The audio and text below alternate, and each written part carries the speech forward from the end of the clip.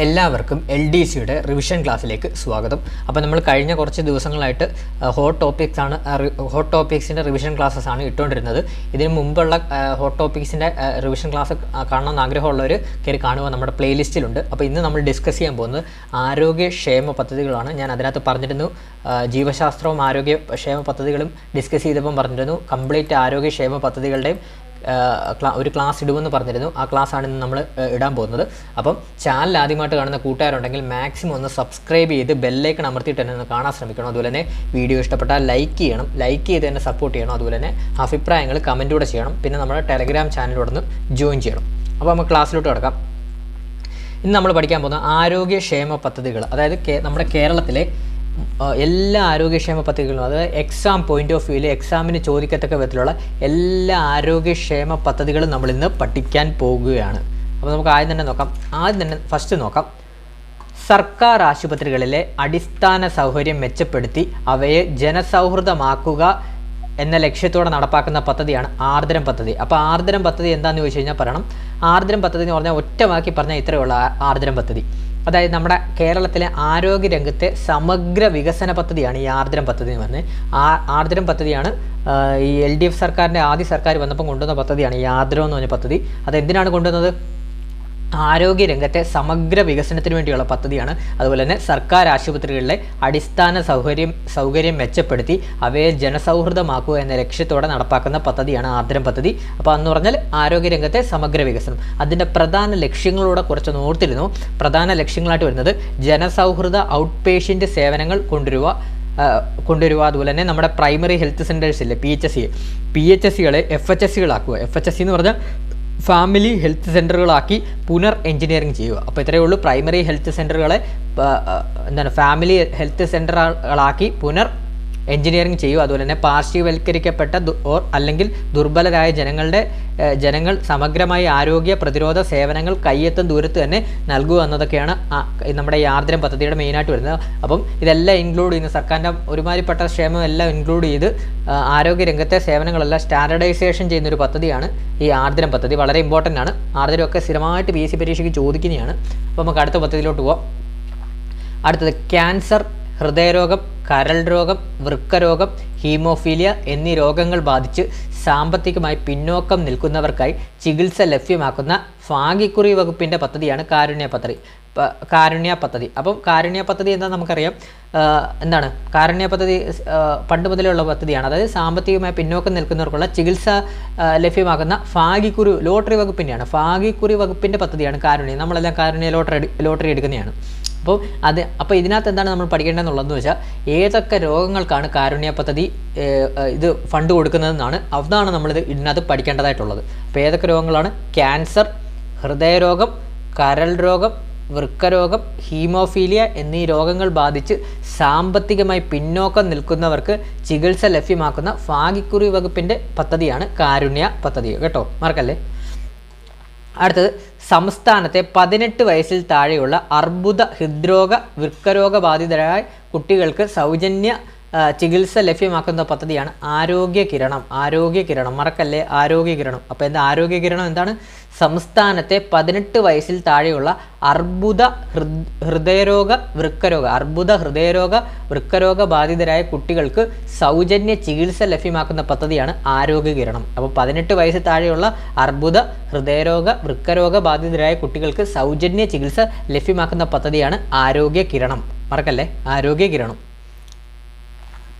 അടുത്തത് 18 വയസ്സിൽ താഴെയുള്ള ഹൃദ്രോഗം, വൃക്കരോഗം, ഹീമോഫീലിയ, നാഡീരോഗങ്ങൾ, അസ്ഥിവൈകല്യങ്ങൾ തുടങ്ങിയ രോഗങ്ങൾ ബാധിച്ചവർക്ക് ചികിത്സാ ധനസഹായം നൽകുന്ന പദ്ധതിയാണ് താലോലം. അപ്പോൾ ഇത് തമ്മിൽ തെറ്റിപ്പോയല്ലേ. അപ്പോൾ ഇതെന്താണ്?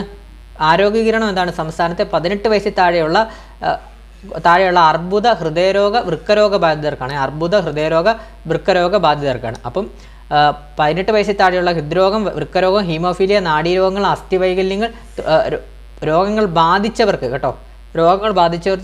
ചികിത്സാ ധനസഹായം നൽകുന്ന പദ്ധതിയാണ് താലോലം. അപ്പോൾ ഇത് രണ്ടുകൂടെ നിങ്ങൾ കമ്പൈൻ ചെയ്തങ്ങ് പഠിച്ചോ.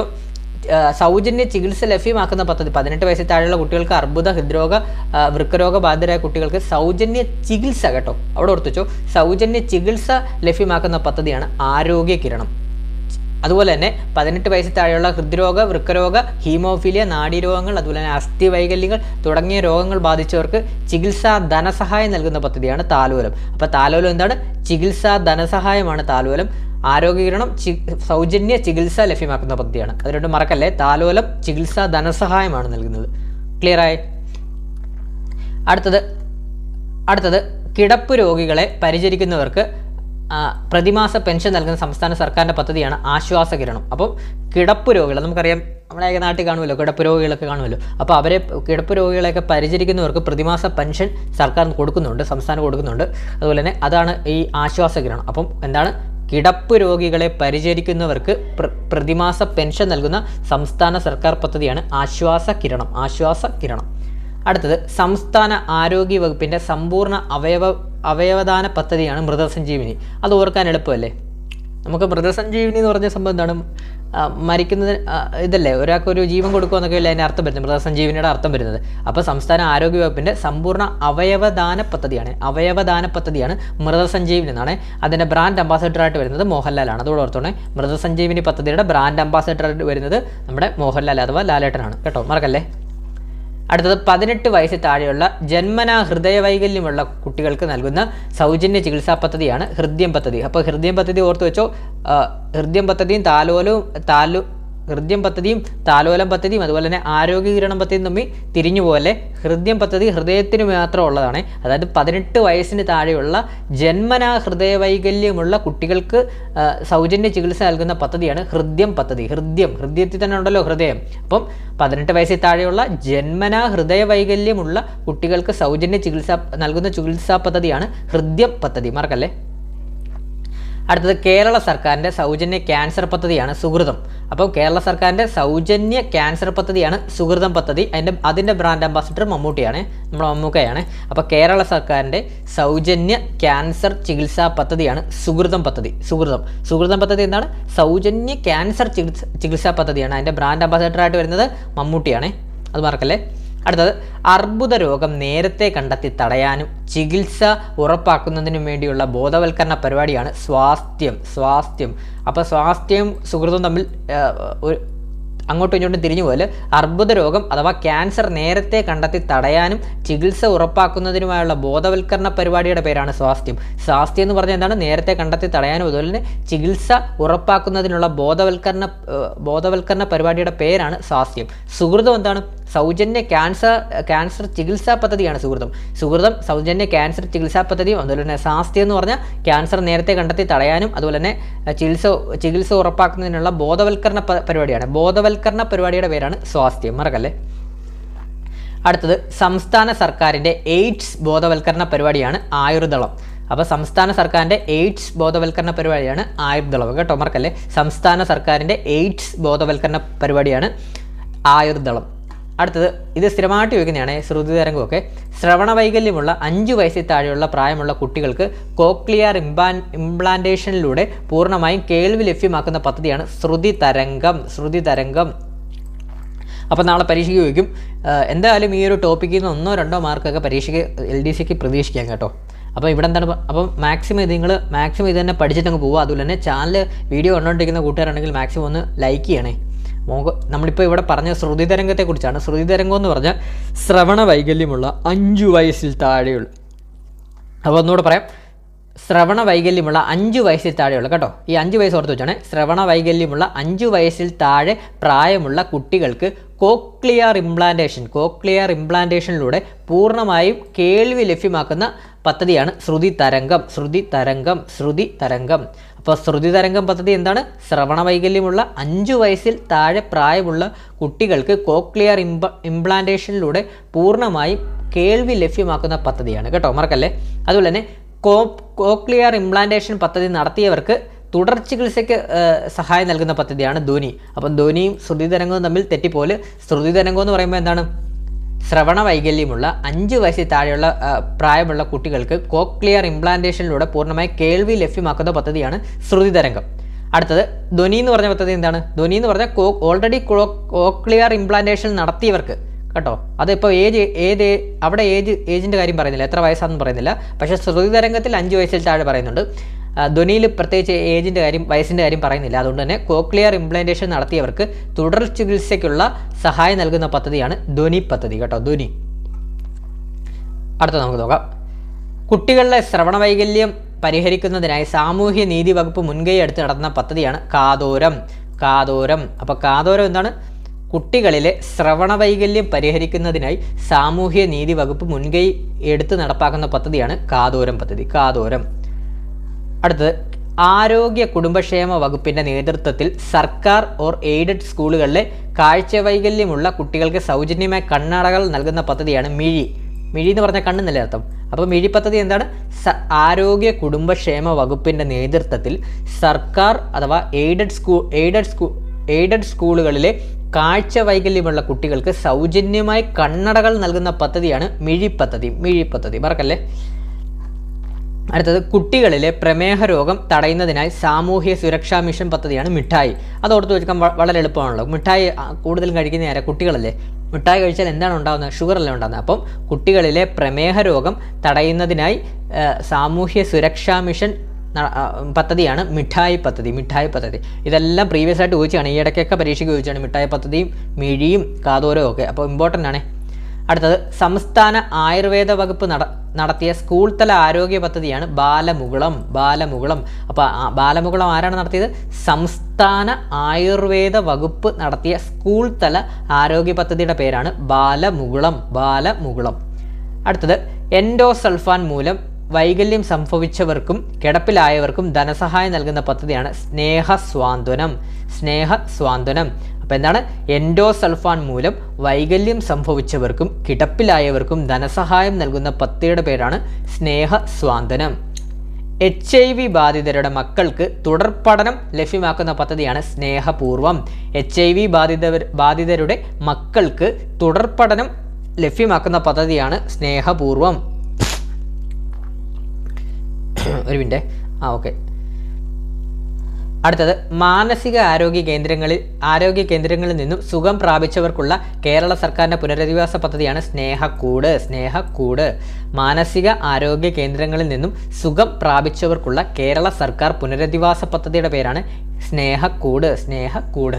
അതുപോലെ തന്നെ കേരളത്തെ ഭിന്നശേഷി സൗഹൃദ സംസ്ഥാനമാക്കുക എന്ന ലക്ഷ്യത്തോടെ നടപ്പാക്കുന്ന പദ്ധതിയാണ് അനുയാത്ര. കേരളത്തെ ഭിന്നശേഷി സൗഹൃദ സംസ്ഥാനമാക്കുക എന്ന ലക്ഷ്യത്തോടെ നടപ്പാക്കുന്ന പദ്ധതിയുടെ പേരാണ് അനുയാത്ര. ഭിന്നശേഷിക്കാർക്ക് അടിയന്തര ഘട്ടങ്ങളിൽ സഹായമെത്തിക്കുന്നതിനുള്ള സാമൂഹ്യ നീതി വകുപ്പിൻ്റെ പദ്ധതിയാണ് പരിരക്ഷ സ്ഥിരമായിട്ട് PSCക്ക് ഉപയോഗിക്കുന്നതാണ്. അപ്പോൾ എന്താണ്?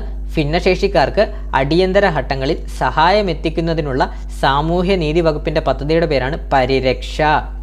അടുത്തത് പ്രമേഹ രോഗികൾക്ക് സൗജന്യമായി ഗ്ലൂക്കോസ് മീറ്റർ നൽകുന്ന സാമൂഹ്യനീതി വകുപ്പിൻ്റെ പദ്ധതിയാണ് വയോമധുരം. അപ്പോൾ പ്രമേഹ രോഗികൾക്ക് സൗജന്യമായി ഗ്ലൂക്കോസ് മീറ്റർ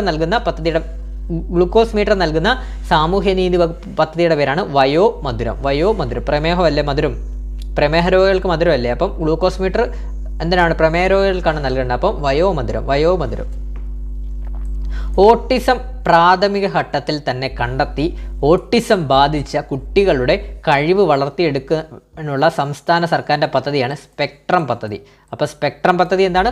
ഓട്ടിസം പ്രാഥമിക ഘട്ടത്തിൽ തന്നെ കണ്ടെത്തി ഓട്ടിസം ബാധിച്ച കുട്ടികളുടെ കഴിവ് വളർത്തിയെടുക്കാനുള്ള സംസ്ഥാന സർക്കാരിൻ്റെ പദ്ധതിയുടെ പേരാണ് സ്പെക്ട്രം. അടുത്തത് വായുവിലൂടെ പകരുന്ന രോഗങ്ങൾ തടയുന്നതിന് വേണ്ടി കേരള ആരോഗ്യവകുപ്പ് നടപ്പാക്കുന്ന പദ്ധതിയുടെ പേരാണ് തൂവാല വിപ്ലവം. അപ്പോൾ അറിയാമല്ലോ, നമുക്ക് വായുവിലൂടെ പകരുന്ന രോഗങ്ങൾ, വായുവിലൂടെ രോഗം, അതായത് ഇപ്പോൾ നമുക്ക് പൊടിയും പടലങ്ങളും ഒക്കെ വായുവിലൂടെ അല്ലേ വരുന്നത്. അപ്പോൾ വായുവിലൂടെ വരാതിരിക്കാൻ നമ്മൾ എന്താണ് യൂസ് ചെയ്യുന്നത്? തൂവാല വെച്ച് ഒന്നെങ്കിൽ മുഖമൊക്കെ പൊത്തതല്ലേ, മൂക്കിലൂടെ കയറാതിരിക്കാനൊക്കെ. അപ്പോൾ അതുകൊണ്ട് തന്നെ വായുവിലൂടെ പകരുന്ന രോഗങ്ങൾ തടയുന്നതിന് വേണ്ടി കേരള ആരോഗ്യ വകുപ്പ് നടപ്പാക്കുന്ന പദ്ധതിയാണ് തൂവാല വിപ്ലവം. വായുവിലൂടെ പകരുന്ന രോഗങ്ങൾ തടയുന്നതിന് വേണ്ടി നമ്മൾ തൂവാലയല്ലേ യൂസ് ചെയ്യുന്നത്. അപ്പോൾ അങ്ങനെ ഓർത്ത് വെച്ചോ, തൂവാല വിപ്ലവം, മറക്കല്ലേ. ജീവിതശൈലി രോഗങ്ങളുടെ സൗജന്യ രോഗനിർണയവും അതുപോലെ തന്നെ ചികിത്സയും ഉറപ്പാക്കുന്ന പദ്ധതിയുടെ പേരാണ് അമൃതം ആരോഗ്യ. അപ്പോൾ എന്താണ്? ജീവിതശൈലി രോഗങ്ങളുടെ സൗജന്യ രോഗനിർണയവും ചികിത്സയും ഉറപ്പുവരുത്തുന്ന പദ്ധതിയുടെ പേരാണ് അമൃതം ആരോഗ്യം.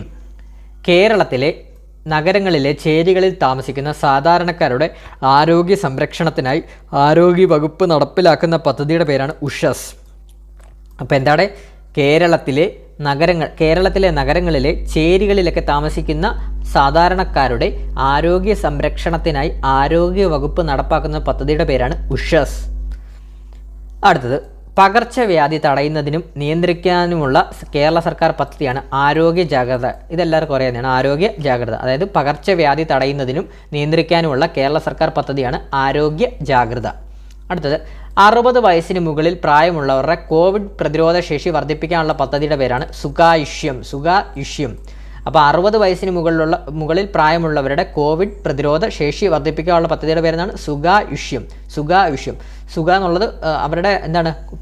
പ്രതിരോധ ശേഷിയല്ലേ. പ്രതിരോധ ശേഷി വന്നാലേ നമുക്ക് സുഖം കിട്ടത്തുള്ളൂ. അപ്പോൾ സുഖ ആയുഷ്യം എന്നുള്ളത് ആയുസ് എന്നുകൊണ്ടൊന്ന് കണക്ട് ചെയ്താൽ മതി. സുഖായുഷ്യം മറക്കല്ലേ. COVID-19 പശ്ചാത്തലത്തിൽ കേരള സർക്കാർ ആരംഭിച്ച ഓൺലൈൻ ആയുർവേദ ചികിത്സാ പോർട്ടലിൻ്റെ പേരാണ് നിരാമയ. എന്താണ്? COVID-19 പശ്ചാത്തലത്തിൽ കേരള സർക്കാർ ആരംഭിച്ച ഓൺലൈൻ ആയുർവേദ ചികിത്സാ പോർട്ടലിൻ്റെ പേരാണ് നിരാമയ. അതുപോലെ തന്നെ 65 വയസ്സോർത്ത് വെച്ചോണേ. 65 വയസ്സിന് മുകളിൽ പ്രായമുള്ളവർക്ക് വേണ്ടി കേരള സർക്കാർ നടപ്പിലാക്കുന്ന ആരോഗ്യ സുരക്ഷാ പദ്ധതിയുടെ പേരാണ് വയോമിത്രം. അപ്പോൾ വയോമിത്രം പദ്ധതി എന്താണ്? 65 വയസ്സിന് മുകളിൽ പ്രായമുള്ളവർക്ക് വേണ്ടി കേരള സർക്കാർ നടപ്പാക്കുന്ന ആരോഗ്യ സുരക്ഷാ പദ്ധതിയാണ് വയോമിത്രം. മുതിർന്ന പൗരന്മാരുടെ ആരോഗ്യ സംരക്ഷണം ലഭ്യമാക്കി സംസ്ഥാന സാമൂഹ്യ നീതി വകുപ്പ് സാമൂഹ്യ നീതി വകുപ്പ് ആരംഭിച്ച പദ്ധതിയാണ് വയോ അമൃതം. അപ്പോൾ രണ്ടും തമ്മിൽ തെറ്റിപ്പോയാൽ 65 വയസ്സിന് മുകളിൽ പ്രായമുള്ളവർക്ക് വേണ്ടി കേരള സർക്കാർ നടപ്പാക്കുന്ന ആരോഗ്യ സുരക്ഷാ പദ്ധതിയാണ് വയോമിത്രവും. അതുപോലെ തന്നെ ഇവിടെ മുതിർന്ന പൗരന്മാരുടെ ആരോഗ്യ സംരക്ഷണം ലഭ്യമാക്കി സംസ്ഥാന സാമൂഹിക നീതി വകുപ്പ് ആരംഭിച്ച പദ്ധതിയാണ് വയോ അമൃതവും. മറക്കല്ലേ. അടുത്തത് കേരളത്തിലെ വിദ്യാലയങ്ങൾ ക്യാമ്പസുകൾ ലഹരി വിമുക്തമാക്കുക എന്ന ലക്ഷ്യത്തോടെ ആവിഷ്കരിച്ച പദ്ധതിയുടെ പേരാണ് ക്ലീൻ ക്യാമ്പസ് സേഫ് ക്യാമ്പസ്. അത് പേര് കേൾക്കുമ്പോൾ തന്നെ നമുക്ക് പെട്ടെന്ന് കിട്ടും. കേരളത്തിലെ വിദ്യാലയങ്ങൾ ക്യാമ്പസുകൾ ലഹരി വിമുക്തമാക്കുക എന്ന ലക്ഷ്യത്തോടെ ആവിഷ്കരിച്ച പദ്ധതിയുടെ പേരാണ് ക്ലീൻ ക്യാമ്പസ് സേഫ് ക്യാമ്പസ്. അതിൻ്റെ ബ്രാൻഡ് അംബാസിഡർ PSC ചോദിച്ചിട്ടുണ്ട്. മമ്മൂട്ടിയാണ് അതിൻ്റെ ബ്രാൻഡ് അംബാസിഡറായിട്ട് വരുന്നത്. അത് ഓർക്കാൻ വളരെ എളുപ്പമാണ്. കാരണം മമ്മൂട്ടിയെ കുറിച്ച് നമ്മൾ എന്താണ്, മമ്മൂട്ടിക്ക് ഭയങ്കര സൗന്ദര്യം കാര്യങ്ങളൊക്കെ അല്ലേ. അതായത് അദ്ദേഹത്തെ കണ്ട പ്രായം തോന്നിക്കത്തില്ലെന്നല്ലേ പൊതുവെ പറയുന്നത്. അപ്പം പ്രായം തോന്നിക്കാത്തതുകൊണ്ട് അദ്ദേഹത്തെ കണ്ട ഇപ്പോഴും ചെറുപ്പക്കാരൻ്റെ കൂട്ടിരിക്കുമല്ലേ. ചെറുപ്പക്കാർ ക്യാമ്പസിലല്ലേ പഠിക്കുന്നത്. അപ്പം അങ്ങനെ ഓർത്ത് വെച്ചോ. ക്ലീൻ ക്യാമ്പസ് സേഫ് ക്യാമ്പസിൻ്റെ ബ്രാൻഡ് അംബാസിഡർ നമ്മുടെ മമ്മൂട്ടിയാണ്. അടുത്തത് വളരെ ഇമ്പോർട്ടൻ്റ് ആണ്. അതായത് മുതിർന്ന പൗരന്മാർക്ക് കൃത്രിമ ദന്തനിര വയ്ക്കുന്നതിന് ധനസഹായം നൽകുന്ന പദ്ധതിയാണ് മന്ദഹാസം പദ്ധതി. സ്ഥിരമായിട്ട് PSC ഇപ്പം ചോദിച്ചു കഴിഞ്ഞാണ്. ഇപ്പോൾ കഴിഞ്ഞ കുറേ ക്വസ്റ്റ്യൻ പേപ്പറിൽ മന്ദഹാസം പദ്ധതിയെ കുറിച്ച് ചോദിച്ചിട്ടുണ്ട്. ഇതിലൊരു അപ്ഡേഷൻ വന്നിട്ടുണ്ട്. അത് ഞാൻ ഒന്നുകൂടെ പറയാം. മുതിർന്ന പൗരന്മാർക്ക് കൃത്രിമ ദന്തനിര വയ്ക്കുന്നതിന് ധനസഹായം നൽകുന്ന പദ്ധതിയുടെ പേരാണ് മന്ദഹാസം പദ്ധതി. ഈ മന്ദഹാസം പദ്ധതിയിൽ ഒരു അപ്ഡേഷൻ വന്നിട്ടുണ്ട്. കാര്യം എന്ന് പറഞ്ഞാൽ മന്ദഹാസം പദ്ധതിയുടെ പുതുക്കിയ സഹായധനം എന്ന് പറഞ്ഞാൽ 10,000 രൂപയാണ്. മാർക്കല്ലേ. പുതുക്കിയ സഹായധനം ചിലപ്പം കറണ്ട് അഫെയറിൽ ചോദിക്കാൻ ചാൻസ് ഉണ്ട്. മന്ദഹാസം പദ്ധതിയിൽ എത്ര രൂപയാണ് ഇപ്പം പുതുക്കിയിട്ടുള്ളതെന്ന് ചോദിക്കാറുണ്ട്. 10,000 രൂപയാണ് മന്ദഹാസം പദ്ധതിയുടെ പുതുക്കിയ സഹായധനം. അതായത് ജസ്റ്റ് ഒന്നുകൂടെ പറയാം. സംസ്ഥാനത്തെ 60 വയസ്സ് കഴിഞ്ഞ് ദാരിദ്ര്യരേഖയ്ക്ക് താഴെയുള്ള മുതിർന്ന പൗരന്മാർക്ക് കൃത്രിമ ദന്തനിര വയ്ക്കുന്നതിനായുള്ള ധനസഹായം നൽകുന്ന പദ്ധതിയുടെ പേരാണ് മന്ദഹാസം പദ്ധതി. അതിൻ്റെ പുതുക്കിയ ധനസഹായ തുക എന്ന് പറയുന്നത് 10,000 രൂപയാണ്. ഇതിനു മുമ്പ് എത്ര ആയിരുന്നു എന്ന് ചോദിച്ചു കഴിഞ്ഞാൽ പറയണം 5,000 രൂപയാണ്. 2016 ആരംഭിക്കുന്ന സമയത്ത് ഇതിന് 5,000 രൂപയാണ്. ഇപ്പം പുതുക്കിയിട്ടുണ്ട് 10,000 രൂപയാണ് ഇപ്പം നിലവിൽ കൃത്രിമ ദന്തം വയ്ക്കാൻ ഉള്ള ധനസഹായമായിട്ട് മന്ദഹാസം പദ്ധതിയിലൂടെ ലഭിക്കുന്നത്. അതുപോലെ തന്നെ സാമൂഹ്യ നീതി വകുപ്പാണ് ഈ പദ്ധതി നടപ്പാക്കുന്നത് കേട്ടോ. സാമൂഹ്യ നീതി വകുപ്പ് കേട്ടോ. അപ്പോൾ എത്ര വയസ്സിന് മുകളിലുള്ളവരെ അതുകൂടെ നോർത്ത് വെച്ചോണേ. മറക്കല്ലേ. 60 വയസ്സ് കഴിഞ്ഞവർക്കാണ്. 60 വയസ്സ് മറക്കല്ലേ. അടുത്ത സ്ത്രീകളുടെ മാനസികാരോഗ്യം സാമൂഹ്യ ശാക്തീകരണവും ഉറപ്പുവരുത്തുന്നതിനായി സംസ്ഥാന ഹോമിയോ വകുപ്പ് ആരംഭിച്ച പദ്ധതിയാണ് സീതാലയം. സ്ത്രീകളുടെ എന്ന് കേൾക്കുമ്പോൾ നമുക്ക് സീതയെ ഓർക്കാമല്ലോ. സീതാലയം. അപ്പോൾ എന്താണ്? സ്ത്രീകളുടെ മാനസികാരോഗ്യവും സാമൂഹ്യ ശാക്തീകരണവും ഉറപ്പുവരുത്തുന്നതിനായി സംസ്ഥാന ഹോമിയോ വകുപ്പ് പദ്ധതിയാണ് സീതാലയം. അടുത്തതും വളരെ എളുപ്പമുള്ളതാണ്. സംസ്ഥാന സർക്കാർ നടപ്പാക്കുന്ന സർക്കാർ ജീവനക്കാരുടെ പെൻഷൻകാരുടെ മെഡിക്കൽ ഇൻഷുറൻസ് പദ്ധതിയുടെ പേരെന്താണ്? മെഡിസപ്പ് കേട്ടോ. അതെല്ലാവർക്കും അറിയുന്നത് മെഡിസപ്പ്. അതുപോലെ തന്നെ റോഡ് അപകടങ്ങളിൽ പെടുന്നവർക്ക് അടിയന്തര ചികിത്സ നൽകുന്നതിനായി കേരള പോലീസ് ആവിഷ്കരിച്ച പദ്ധതിയുടെ പേരാണ് സ്മൈൽ പദ്ധതി കേട്ടോ. സ്മൈൽ. കുഷ്ഠരോഗ നിർമ്മാർജ്ജന പദ്ധതിയാണ് കുഷ്ഠം. എളുപ്പം നോക്കാമല്ലോ. കുഷ്ഠരോഗ നിർമ്മാർജ്ജന പദ്ധതിയാണ് കുഷ്ഠം. അടുത്തത്, മാസത്തിൽ ഒരു തവണയെങ്കിലും ഡയാലിസിസിന് വിധേയരാകുന്ന BPL വിഭാഗത്തിൽപ്പെടുന്ന രോഗികൾക്ക് ധനസഹായം നൽകുന്ന പദ്ധതിയാണ് സമാശ്വാസം. അപ്പോൾ എന്താണ് സമാശ്വാസം പദ്ധതി? മാസത്തിൽ ഒരു തവണയെങ്കിലും ഡയാലിസിസിന് വിധേയരാകുന്ന BPL വിഭാഗത്തിൽപ്പെടുന്ന രോഗികൾക്ക് ധനസഹായം നൽകുന്ന പദ്ധതിയുടെ പേരാണ് സമാശ്വാസം പദ്ധതി. അടുത്ത നമുക്ക് നോക്കാം. ഭിന്നലിംഗക്കാരെ സമൂഹത്തിൻ്റെ മുൻനിരയിലേക്ക് ഉയർത്തിക്കൊണ്ടുവരുന്നതിനുള്ള സാമൂഹ്യ നീതി വകുപ്പിൻ്റെ പദ്ധതിയാണ് മഴവിൽ പദ്ധതി. അതുപോലെ തന്നെ കോളേജ് വിദ്യാർത്ഥികളുടെ മാനസികാരോഗ്യം മെച്ചപ്പെടുത്താനും ആത്മഹത്യാ പ്രവണത കുറയ്ക്കാനും വേണ്ടിയുള്ള പദ്ധതിയാണ് ജീവനി പദ്ധതി. സ്ത്രീകളുടെയും കുട്ടികളുടെയും പോഷകക്കുറവ് പരിഹരിക്കാൻ നാഷണൽ ന്യൂട്രീഷൻ മിഷൻ്റെ ഭാഗമായി സംസ്ഥാന ശിശുവികസന വകുപ്പ് കൊണ്ടുവന്ന പദ്ധതിയാണ് സമ്പുഷ്ട കേരളം. കുറച്ചുകൂടെ വെയിറ്റ് ചെയ്യാൻ. അടുത്തതിന് പുതിയ അപ്ഡേറ്റഡ് ആയിട്ടുള്ള കുറച്ച് പദ്ധതികളാണ്. സനാഥ ബാല്യം എന്ന് പറഞ്ഞൊരു പദ്ധതിയാണ്. സനാഥ ബാല്യം അതായത് അനാഥരായ കുട്ടികൾക്ക് ആരോഗ്യപൂർണവും സന്തോഷപൂർവമായ ജീവിതം നൽകുന്നതിനായി കേരള സർക്കാർ ആരംഭിച്ച പദ്ധതിയാണ് സനാഥ ബാല്യം. അപ്പോൾ സനാഥ ബാല്യത്തിനകത്ത് സനാഥ കണ്ടോ? അപ്പോൾ സനാഥ എന്ന് ഓർക്കുമ്പോൾ നിങ്ങൾ ഓർത്തോണം അനാഥരായ കുട്ടികൾക്ക് വേണ്ടിയുള്ള പദ്ധതിയാണ്. അപ്പോൾ സനാഥ ബാല്യ പദ്ധതി എന്താണ്? അനാഥരായ കുട്ടികൾക്ക് ആരോഗ്യപൂർണവും സന്തോഷപൂർണവുമായ ജീവിതം നൽകുന്നതിനായി കേരള സർക്കാർ ആരംഭിച്ച പദ്ധതിയാണ്. അടുത്തത് ശലഭം പദ്ധതി എന്ന് പറഞ്ഞാൽ സർക്കാർ ആശുപത്രികളിൽ ജനിക്കുന്ന നവജാത ശിശുക്കളുടെ സമഗ്ര ആരോഗ്യ പരിശോധനയാണ്. അപ്പോൾ ശലഭം പദ്ധതി എന്താണ്? സർക്കാർ ആശുപത്രികളിൽ ജനിക്കുന്ന നവജാത ശിശുക്കളുടെ സമഗ്ര ആരോഗ്യ പരിശോധനയാണ്. അടുത്തത് ഉണർവ് എന്ന് പറഞ്ഞ പദ്ധതി സ്കൂൾ വിദ്യാർത്ഥികളുടെ ലഹരി ഉപയോഗം തടയുന്നതിനായി എക്സൈസ് വകുപ്പ് കൊണ്ടുവന്ന പദ്ധതിയാണ് ഉണർവ് കേട്ടോ. ഉണർവ് എന്താണ്? സ്കൂൾ വിദ്യാർത്ഥികളിൽ ലഹരി ഉപയോഗം തടയുന്നതിനായി എക്സൈസ് വകുപ്പ് പദ്ധതിയാണ് ഉണർവ്. വിദ്യാഭ്യാസ കായിക വകുപ്പുകൾ സംയുക്തമായി നടത്തുന്ന പ്രൈമറി വിദ്യാർത്ഥികൾക്കുള്ള സമഗ്ര ആരോഗ്യ പോഷണ പദ്ധതിയാണ് ഹെൽത്ത് കിഡ്സ്. ആ പേര് കേൾക്കുമ്പോൾ തന്നെ അറിയാലോ, കിഡ്സ് എന്ന് പറയുമ്പോഴത്തേനാണ് പ്രൈമറി വിദ്യാർത്ഥികളല്ലേ. അപ്പം വിദ്യാഭ്യാസ കായിക വകുപ്പുകൾ സംയുക്തമായി നടത്തുന്ന പ്രൈമറി വിദ്യാർത്ഥികൾക്കുള്ള സമഗ്ര ആരോഗ്യ പരിപോഷണ പദ്ധതിയുടെ പേരാണ് ഹെൽത്ത് കിഡ്സ്.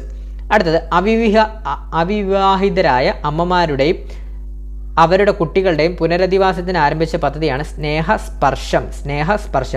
അവിവാഹിതരായ അമ്മമാരുടെയും അവരുടെ കുട്ടികളുടെയും പുനരധിവാസത്തിന് വേണ്ടി ആരംഭിച്ച പദ്ധതിയാണ് സ്നേഹസ്പർശം. അതുപോലെ തന്നെ ജീവിതശൈലി രോഗ നിയന്ത്രണത്തിനായി സംസ്ഥാനത്തിൽ സ്കൂളുകളിൽ നടപ്പാക്കുന്ന ബോധവൽക്കരണ പദ്ധതിയാണ് ലീപ്പ് കേട്ടോ. വളരെ ഇമ്പോർട്ടൻ്റ് ആണ്. ജീവിതശൈലി നിർണയത്തിനായി സംസ്ഥാനത്തെ സ്കൂളുകളിൽ നടപ്പാക്കുന്ന ബോധവൽക്കരണ പദ്ധതിയാണ് ലീപ്പ് കേട്ടോ. അതുപോലെ തന്നെ അട്ടപ്പാടിയിലെ മാതൃ ശിശു ആരോഗ്യ സംരക്ഷണത്തിന് വേണ്ടിയുള്ള പദ്ധതിയാണ് ജനനി ജാതക്. വളരെ ഇമ്പോർട്ടൻ്റ് ആണ്. അട്ടപ്പാടിയിലെ മാതൃ ശിശു ആരോഗ്യ സംരക്ഷണത്തിന് വേണ്ടിയുള്ള പദ്ധതിയാണ് ജനനി ജാതക്. അതുപോലെ തന്നെ 2 പദ്ധതികളുണ്ട്. ജസ്റ്റ് നിങ്ങളൊന്ന് കേട്ടിരുന്നാൽ മതി. അതുപോലെ തന്നെ ആദിവാസി വിഭാഗങ്ങൾക്ക് വൈദ്യസഹായം ലഭ്യമാക്കുന്നതിന് അടുത്തിടെ കേരള സർക്കാർ ആരംഭിച്ച പദ്ധതിയുടെ പേരാണ് സ്നേഹഹസ്തം. എന്താണ്? ആദിവാസി വിഭാഗങ്ങൾക്ക് വൈദ്യസഹായം ലഭ്യമാക്കുന്നതിനായി അടുത്തിടെ കേരള സർക്കാർ ആരംഭിച്ച പദ്ധതിയുടെ പേരാണ് സ്നേഹഹസ്തം. അതുപോലെ തന്നെ അപൂർവ പരിചരണത്തിനായി കെയർ എന്ന പദ്ധതി ആരംഭിക്കുന്ന സംസ്ഥാനം കേരളമാണ്. അതുകൂടെ ജസ്റ്റ് ഓർത്ത് നിന്നാൽ മതി. അപൂർവ രോഗപരിചരണത്തിനായി കെയർ എന്ന പദ്ധതി ആരംഭിക്കുന്ന സംസ്ഥാനമാണ് കേരളം. കെയർ എന്ന് പറയുന്നത് എന്താണ്? കേരള എഗനിസ്റ്റ് റെയർ ഡിസീസ് എന്നാണ് കേരളത്തിൻ്റെ കെയർ പദ്ധതിയുടെ ഫുൾ ഫോം വരുന്നത്. അതായത് ഇത്രയേ ഉള്ളൂ. അപൂർവ രോഗങ്ങൾ പ്രതിരോധിക്കുക, നേരത്തെ കണ്ടെത്തുക, ചികിത്സകൾ ലഭ്യമാക്കുക, മരുന്നുകൾ കൂടാതെ സാധ്യമായ തെറാപ്പികൾ നൽകുക, സാങ്കേതിക സഹായ ഉപകരണങ്ങൾ ലഭ്യമാക്കുക തുടങ്ങിയ സേവനങ്ങൾ ഉൾക്കൊള്ളിച്ചുള്ള സമഗ്ര പരിചരണ പദ്ധതിയാണ്. അതുപോലെ തന്നെ 2 പദ്ധതികളുണ്ട്. അതോടെ ജസ്റ്റ് ഒന്ന് കേട്ടിരുന്നാൽ മതി. തൊഴിലിടങ്ങളിലും താമസ സ്ഥലത്തും എത്തിയ ഇതര സംസ്ഥാന തൊഴിലാളികൾക്ക് വിദഗ്ധ ചികിത്സ ഉറപ്പാക്കുന്ന എറണാകുളം ജില്ലയിലെ പദ്ധതിയാണ് ബന്ധു പദ്ധതി. എന്താണ്? ഇതര സംസ്ഥാന തൊഴിലാളികൾക്ക്, അതായത് നമ്മുടെ അന്യസംസ്ഥാന തൊഴിലാളികൾക്ക് വിദഗ്ധ ചികിത്സ ഉറപ്പാക്കുന്ന എറണാകുളം ജില്ലയിലെ പദ്ധതിയാണ് ബന്ധു പദ്ധതി. അതുപോലെ തന്നെ 2023 നാഷണൽ ഹെൽത്ത് കെയർ അവാർഡ് ലഭിച്ച കേരള സർക്കാരിൻ്റെ പദ്ധതിയാണ് കാരുണ്യ ആരോഗ്യ സുരക്ഷാ പദ്ധതി കേട്ടോ, കാരുണ്യ ആരോഗ്യ സുരക്ഷാ പദ്ധതി. അതുപോലെ തന്നെ ഒരു പദ്ധതിയുണ്ട്, ജീവിതശൈലി രോഗങ്ങളെ നേരിടാൻ ലോക ബാങ്കിൻ്റെ സഹായത്തോടെ സംസ്ഥാന സർക്കാർ ആരംഭിക്കുന്ന പദ്ധതിയാണ് Kerala health systems improvement programme. Kerala health systems improvement programme. അപ്പോൾ ഇത്രയുമാണ് നമ്മുടെ ക്ഷേമമായിട്ട് ബന്ധപ്പെട്ട പദ്ധതികൾ. ആരോഗ്യക്ഷേമ പദ്ധതികൾ ഇത്രയുമാണ് വരുന്നത്. ഒരു പദ്ധതിയുണ്ട്, ജസ്റ്റ് പറയാൻ മറന്നുപോയതാണ്, ഇപ്പോഴാണ് ഓർത്തത്. അതായത് നമ്മുടെ ഞാൻ ടൈപ്പ് ചെയ്തില്ല, ഇത്രയും പദ്ധതികൾ ടൈപ്പ് ചെയ്തില്ല, ജസ്റ്റ് ഒന്ന് കേട്ടിരുന്നാൽ മതി. കാഴ്ച പരിമിതിയുള്ള അമ്മമാർക്ക് പ്രസവാനന്തര കുഞ്ഞിനെ സംരക്ഷിക്കുന്നതിനായി ആദ്യ 2 വർഷം വരെ പ്രതിമാസം 2000 രൂപ നിരക്കിൽ ധനസഹായം നൽകുന്ന കേരള സർക്കാരിൻ്റെ പദ്ധതിയാണ് മാതൃജ്യോതി. ഓർത്തു വെച്ചോ, ചോദിക്കും. കാഴ്ച പരിമിതിയുള്ള അമ്മമാർക്ക് പ്രസവാനന്തരം കുഞ്ഞിനെ സംരക്ഷിക്കുന്നതിനായി ആദ്യ 2 വർഷം വരെ പ്രതിമാസം 2000 രൂപ നിരക്കിൽ ധനസഹായം നൽകുന്ന കേരള സർക്കാർ പദ്ധതിയാണ് മാതൃജ്യോതി പദ്ധതി. അപ്പോൾ നമ്മൾ ഒട്ടുമിക്ക എല്ലാ കേരളത്തിലെ ആരോഗ്യക്ഷേമ പദ്ധതികൾ, ഒട്ടുമിക്ക എല്ലാ പദ്ധതികളും നമ്മൾ പരീക്ഷയ്ക്ക്, അതായത് എക്സാം പോയിന്റ് ഓഫ് വ്യൂവിൽ ചോദിക്കാൻ ചാൻസ് ഉള്ള എല്ലാം നമ്മൾ നോക്കിയിട്ടുണ്ട്. അപ്പം ഇത് മാക്സിമം നിങ്ങൾ ഉപകാരപ്പെടുത്തണം. എല്ലാവരും ഫുള്ളായിട്ട് തന്നെ കാണാൻ ശ്രമിക്കണം. അതുപോലെ തന്നെ വീഡിയോ ഇഷ്ടപ്പെട്ടാൽ ലൈക്ക് ചെയ്യണം. അതുപോലെ തന്നെ പുതിയതായിട്ട് കാണുന്ന കൂട്ടുകാരുണ്ടെങ്കിൽ മാക്സിമം ഒന്ന് സബ്സ്ക്രൈബ് ചെയ്ത് ബെല്ലൈക്കൺ അമർത്തിയിട്ട് തന്നെ കാണണം. അതുപോലെ തന്നെ അഭിപ്രായങ്ങൾ കമൻറ്റ് ചെയ്യണം. നമ്മുടെ ടെലഗ്രാം ഗ്രൂപ്പിലൂടെ ഒന്ന് ജോയിൻ ചെയ്യണം. ഉടനെ തന്നെ നമ്മൾ അടുത്ത LDCയുടെ റിവിഷൻ ക്ലാസ്സുമായിട്ട് ഉടനെ തന്നെ എത്തുന്നതാണ്. അപ്പം നിങ്ങൾക്ക് ഏതെങ്കിലും ടോപ്പിക്ക് എടുക്കണമെന്നുണ്ടെങ്കിൽ ഒന്ന് ജസ്റ്റ് കമൻറ്റ് ബോക്സിൽ പറഞ്ഞാൽ മതി, നമുക്കത് ഹെൽപ്പ് ചെയ്യാം. അപ്പോൾ നമ്മളിത് ഹോട്ട് ടോപ്പിക്സിൻ്റെ എല്ലാ റിവിഷൻ ക്ലാസ് കഴിഞ്ഞിട്ടായിരിക്കും നമ്മൾ കറണ്ട് അഫയേഴ്സിൻ്റെ ഒരു ലോങ് റിവിഷൻ ക്ലാസ് വരുന്നത്. കാരണം കറണ്ട് അഫയേഴ്സ് ആണ് 20 മാർക്കിൻ്റെ ക്വസ്റ്റ്യൻസ്. അത് ലോങ് റിവിഷൻ ക്ലാസ് ഉടനെ തന്നെ ഇടുന്നുണ്ട്. ഇതിൻ്റെ എല്ലാം ഒന്ന് കഴിഞ്ഞിട്ടാണ് ഇടുന്നത്. അതായത് നമ്മുടെ ഹോട്ട് ടോപ്പിക്സിൻ്റെ നമ്മൾ ക്വസ്റ്റ്യൻ ഡിസ്കഷൻ എല്ലാം കഴിഞ്ഞിട്ട് ഇടുന്നതായിരിക്കും. അത് 2 ദിവസത്തിനുള്ളിൽ തീരും. എന്തായാലും വ്യാഴാഴ്ചയോടെ നമ്മൾ കറണ്ട് അഫയറിൻ്റെ റിവിഷൻ ക്ലാസ്സിൻ്റെ കംപ്ലീറ്റ് ഒരു ലോങ് റിവിഷൻ ക്ലാസ് ഇടുന്നതായിരിക്കും. മാക്സിമം നിങ്ങൾ സബ്സ്ക്രൈബ് ചെയ്ത് ബെല്ലൈക്കൺ അമർത്തിയിട്ട് തന്നെ വെച്ചിരിക്കുക. അപ്പോൾ താങ്ക് യു ഓൾ.